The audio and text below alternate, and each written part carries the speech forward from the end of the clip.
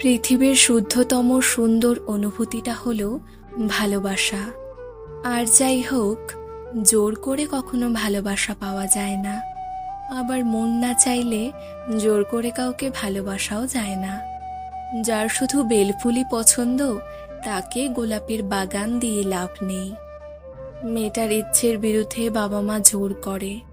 ছেলেটা অনেক ভালো, সব তোর ভালোর জন্য, অনেক সুখে থাকবি, এই নামক কিছু সান্ত্বনা বাণী দিয়ে বিয়ে দেয়। মেয়েটাও তার ভালোবাসার মানুষটার হাত ছেড়ে বিয়ে করে নেয়। মেয়েটা খুব সুন্দরী, এই মেয়ে তোর জন্য পারফেক্ট, এই নামক কিছু মিথ্যে আশ্বাস দিয়ে বাবা মার কথা রাখতে ছেলেটা অন্য একটা মেয়ের হাত ধরতে বাধ্য হয়। ওই ছেলেটি বা মেয়েটি কখনোই ভালো থাকে না। ইচ্ছের বিপরীতে কারো উপর কিছু চাপিয়ে দিলে তা কখনোই ভালো হয় না।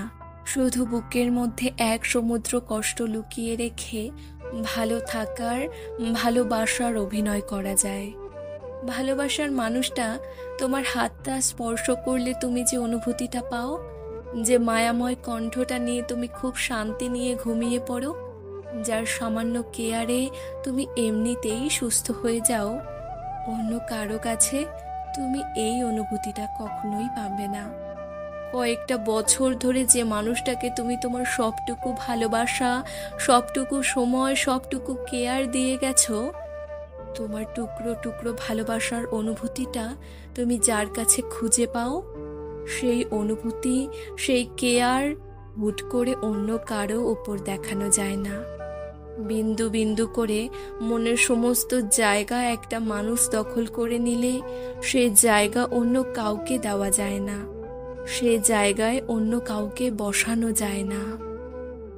কেউ কারো জায়গা নিতে পারে না, কেউ কারো মতো হতে পারে না, মেলে না। যেখানে ভালোবাসা নেই, সেখানে কখনো ভালো থাকা যায় না।